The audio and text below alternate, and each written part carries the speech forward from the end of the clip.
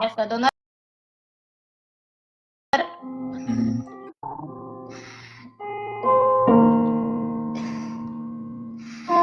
ما عنديش صحاب. لقيت وحداني خالص. خالص.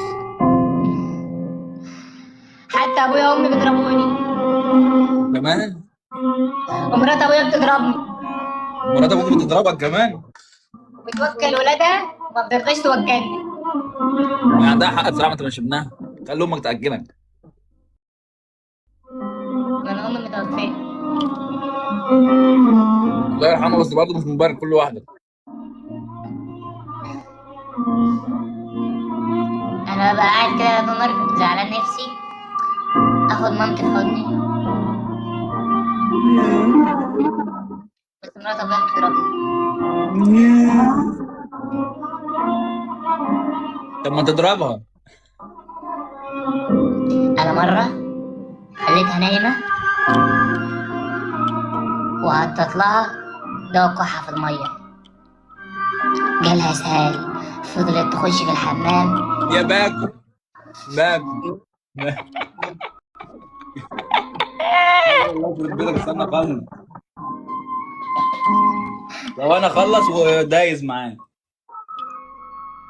ماشي. مم. المهم بعد ما جالها مم. مم. مم. مم. ماشي. مم. مرة خليت أبويا نايم، رحت على المحفظة بتاعته، ايوه. خدت منها 5 جنيه. خمسه بحالهم. اه.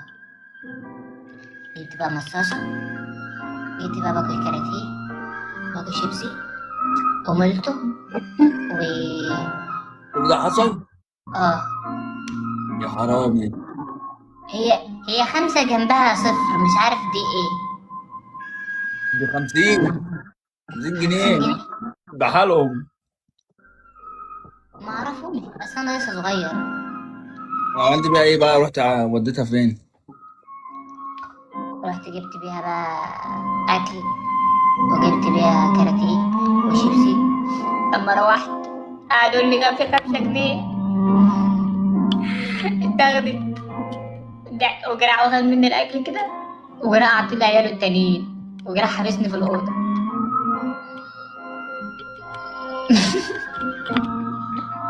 ما بياكلكش ولا مشربك؟ ما بياكلكش؟ لا عمره ما اكلني. عارف باكلني ايه؟ بياكلك ايه؟ بياكلني بواقي الاكل بتاعت عياله. شحات يعني. اه. شحات. انت شحات. الله يسامحك. طب على فكره بقى، لا لا لا، مرات انا مش بعايرك، انا بقول لك الحقيقه ان انت شحات. انت كده وصلنا لمرحله الشحاته.